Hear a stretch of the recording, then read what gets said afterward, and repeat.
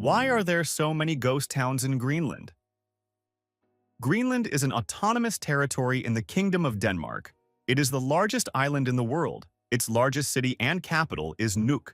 Although beautiful, Greenland is mostly under ice. Around 80% of the island is covered with an ice sheet, over 2 miles thick in some places. In 1991, its lowest recorded temperature was minus 69.6 degrees Celsius. Could Greenland's extreme climate be why it is filled with empty settlements? Or is there more than meets the eye?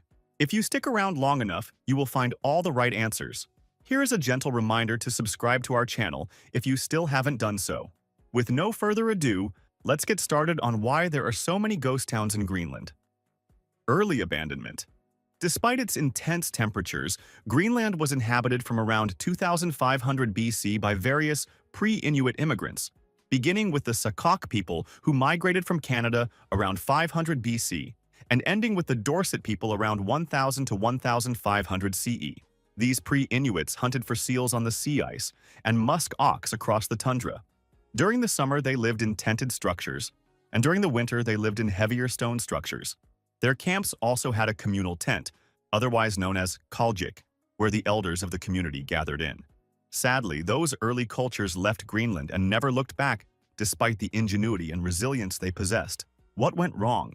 On the one hand, they found it hard surviving on this island because of its harsh weather. On the other hand, it was hard to get food since hunting was the only way to go about it. However, the Dorsets left because of another reason. The Thule people who were more militaristic eliminated them through warfare, even bringing with them diseases. Thus, the Thule people became the forefathers of the modern Greenlandic Inuits. The area between Asavisuit and Nipisat in central West Greenland is a former Inuit hunting ground which contains the remains of over 4,000 years of history, including large communal winter houses and the remains of 22 summer tent sites. The Vikings were another set of people who arrived from Norway through Iceland in 982 AD. They settled in the southern part of Greenland, known as Osterbygd. Later, they headed up the west coast and established Vesterбygd, near present-day Nuuk, building stone longhouses which increased in size over the years with the addition of extra rooms. At their peak, these settlements would have housed around 2,500 people, but like the Dorsets, they disappeared by the middle of the 15th century, abandoning the homesteads they had worked so hard to build. The Little Ice Age, which occurred from the early 14th to the mid-19th century, is one of the reasons why the Vikings left Greenland. This meant that summer temperatures were 6 to 8 degrees lower than they are today.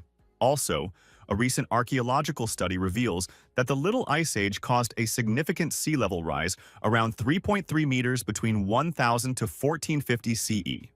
Apart from the environmental change, the Vikings left Greenland because of the Black Plague. But the Black Plague didn't kill them since it didn't spread to Greenland. It killed the other Europeans. So how do the Vikings come into all of this? These settlers depended on trade and supplies from Europe to survive. Thus, when the Black Plague struck and killed 200 million Europeans, supply ships coming to Greenland reduced and ultimately stopped. As expected, this resulted in a great economic disorder and uncertainty. There is evidence to show that the Vikings dwelled in Greenland once upon a time. For instance, in modern South Greenland, you would find remnants of a reconstructed Viking longhouse, a Tjodhilda's church, and the homestead of the first settler, Eric the Red, in the ruins of Brattahlid. Also, you would see the well-preserved ruins of Valsey Church near the modern village of Qaqortoq. Forced relocation. When the Danish-Norwegian explorers reached Greenland in the early 17th century, they laid claim to the island by 1776. As a result, the Danish state exclusively controlled trade to and from Greenland. Danish men arrived in Greenland as civil servants and construction workers, and many returned to Denmark with Greenlandic wives. When Denmark and Norway separated in 1814, Greenland finally became a Danish colony. This change marked the genesis of exploitation in the area. Following the discovery of natural resources like coal seams and rare minerals, towns were established next to them, and once the resources were exhausted, people moved on in search of better opportunities, inevitably abandoning the towns. Soon after, the Danish government shut down the mines and forced closure of the towns, relocating the entire population to the mainland. Entire communities were uprooted and resettled in larger towns like Nuuk, the capital city of Greenland. Evitut is one of such towns that was established and later abandoned. Having discovered the world's largest reserve of cryolite there, The town was founded in 1854 to mine cryolite, which was used to produce aluminum. During the Second World War, Allies used it to manufacture fighter planes with protection from American troops. In 1987, the mine was closed, and Inuit became deserted. In the same manner, the town of Kulisat was created by Denmark in 1924 to mine coal in the Disco Bay area. However, this formerly large town in Greenland was forcefully closed in 1972 by the Danish government, despite its population of 1,400 people, one school, a doctor's clinic, and shops. Subsequently, the entire population was moved to the mainland, resulting in a traumatic experience for those Greenlanders. In 1953, under the Constitution of Denmark, the people of Greenland became Danish citizens. In an effort to help modernize the country and address its economic stagnation, Denmark began a number of reforms. One such reforms was the G60 policy of forced urbanization, where Greenlanders were coerced to move from a series of small villages to a few larger towns, such as Nuuk. This resettlement policy, which was innocently aimed at providing improved and centralized infrastructure, inevitably cut the Inuit population off from their traditions of hunting and fishing. Accordingly, this created the ghost towns that exist along the coast of Greenland today.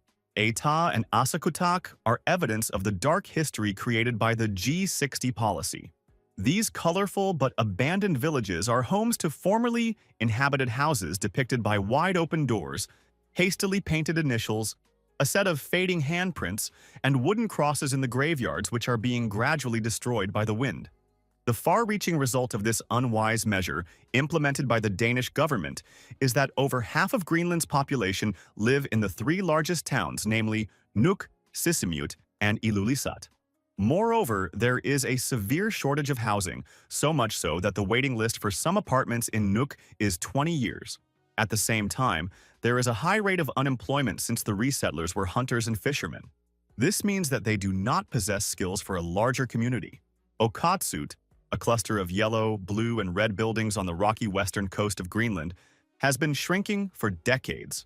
There are no secondary schools in the small village.